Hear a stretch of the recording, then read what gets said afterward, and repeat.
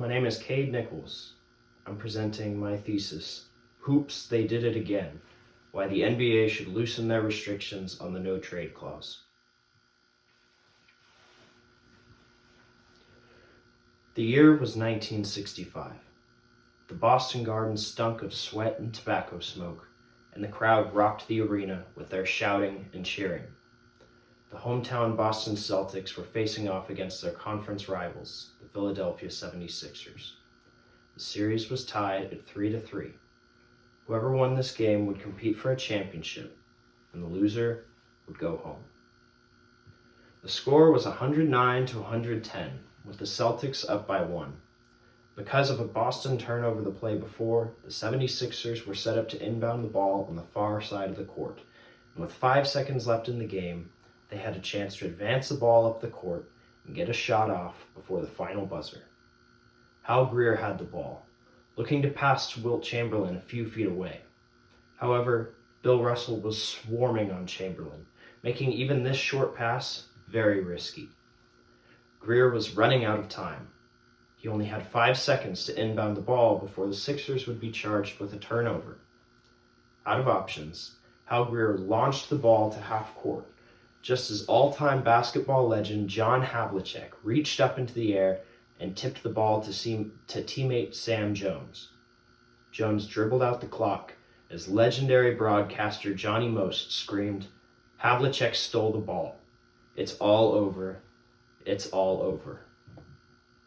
This victory sprung the Celtics into the NBA Finals, and they won a championship that year. This Celtics team went on to win 11 championships in 15 years, breaking records that have, to this day, still not been broken. Ever since the NBA was founded in 1946, teams were doing everything they could to assemble the best possible lineups. However, due to lack of contract law and supervision from an overlaying entity, there was little that the league could do to prevent teams from signing whoever they wanted. This led to a one-sided legacy of the Boston Celtics, who at one point won 8 championships in a row. The league needed a balancing power, and this came in the 1984-85 season in the institution of the salary cap.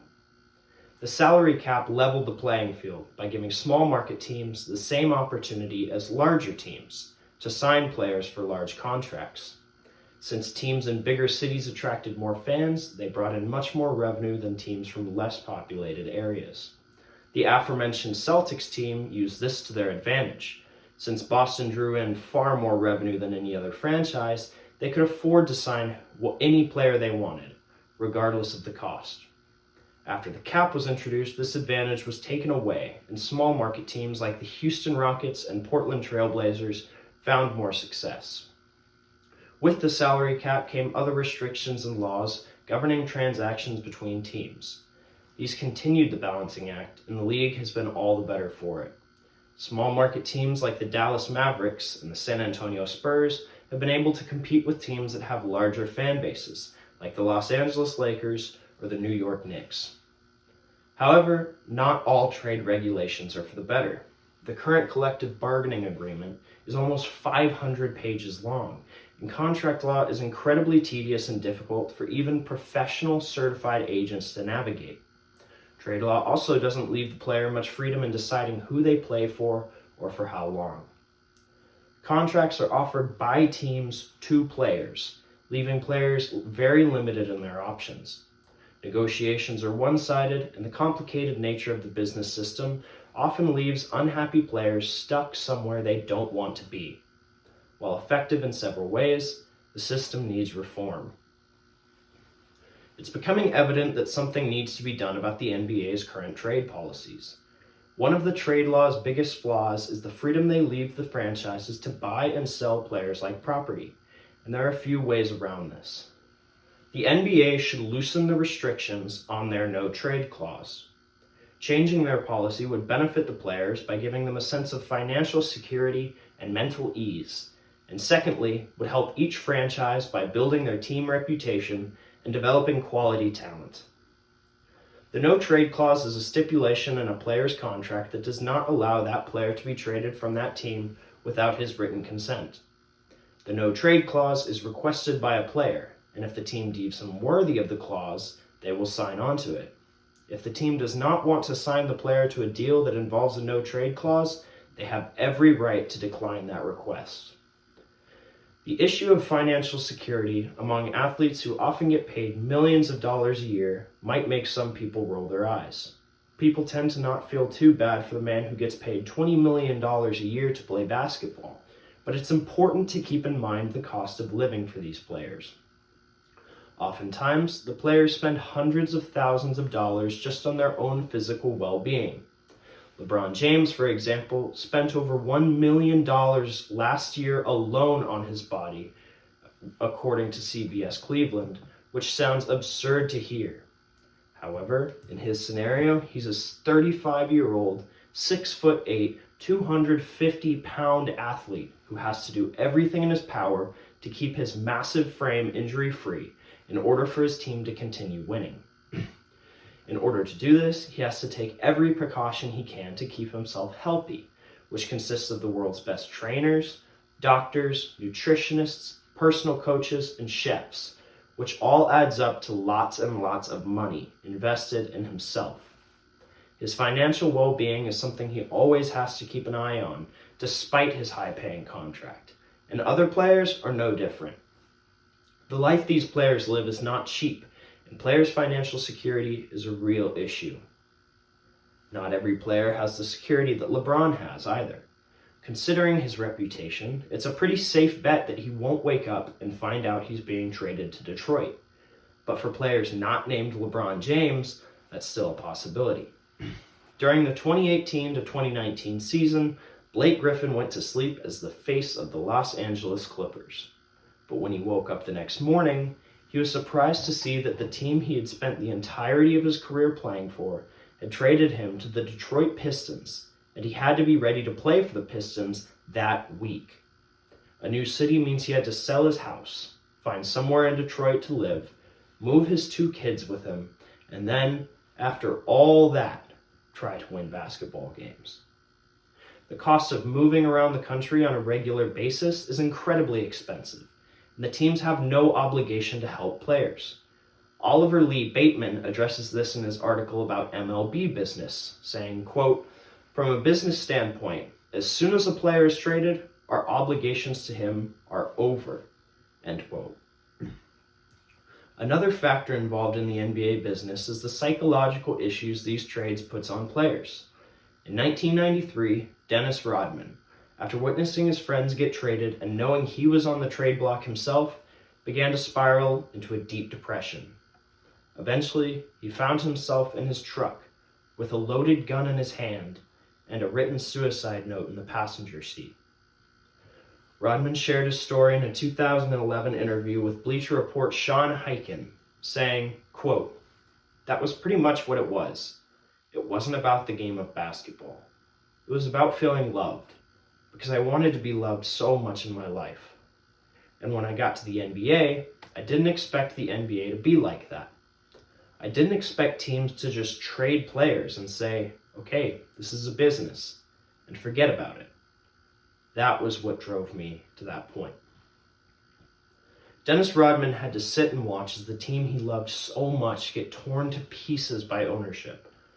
Rodman helped that Pistons team win back-to-back championships, and having grown up without a stable family, he always considered his teammates to be what he missed out on as a child. Seeing that being taken away from him left him feeling hopeless, scared, and most of all, alone.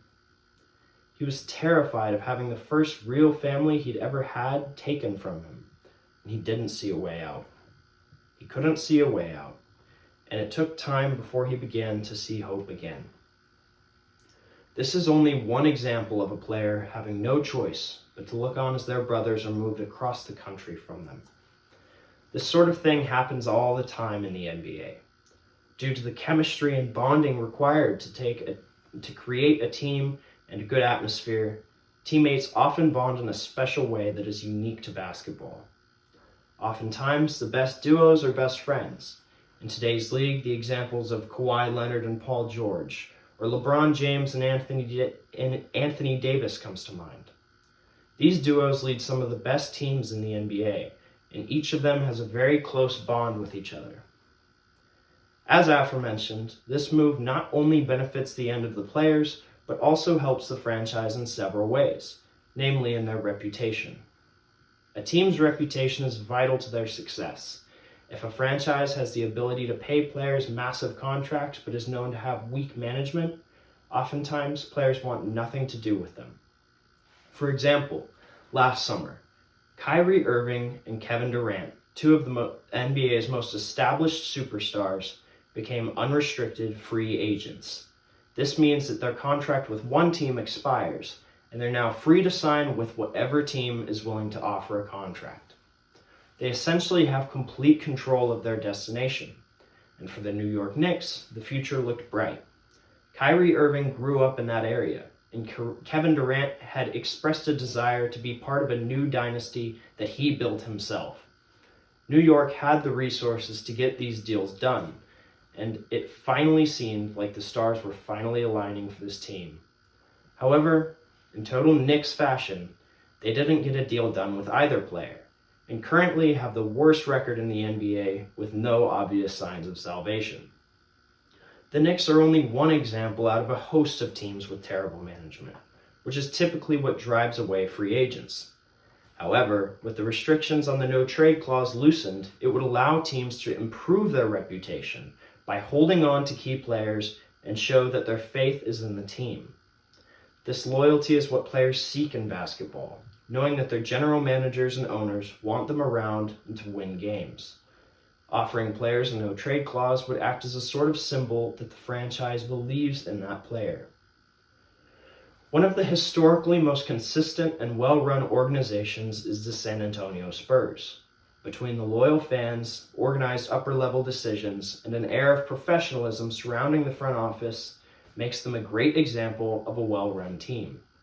The reason the Spurs have such a good reputation in the NBA is because they always stay loyal to their players and remain very anti-drama.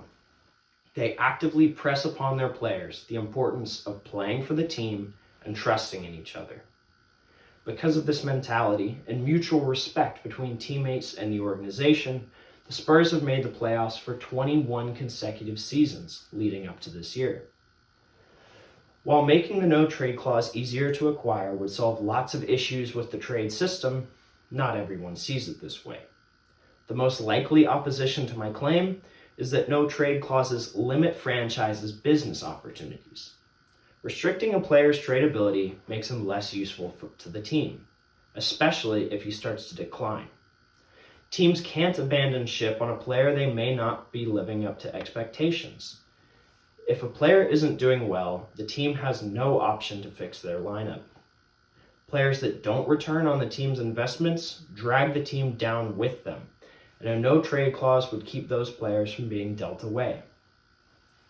While valid, these concerns likely overestimate the impact of the move. The no-trade clause is exceptionally rare in today's league, so much so that exactly 0 players currently have one.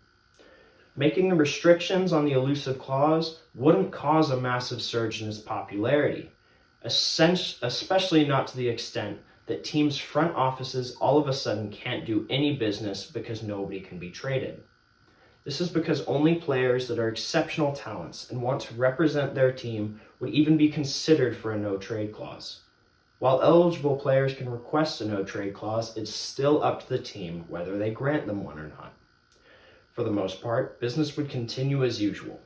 Teams wouldn't exercise the no-trade clause much more than they currently do, but it can be appealing to players who want the benefits that it comes with. If the teams don't agree to a no-trade clause in the player's contract, it can affect negotiations in ways that benefit the player. One of the main benefits that this policy change would bring is the ability to provide for their family. Most of the NBA's biggest stars have children, including LeBron James, Kawhi Leonard, Russell Westbrook, and Steph Curry. And it's important that their kids have a healthy childhood, and having to move because their father has been traded can have serious adverse effects.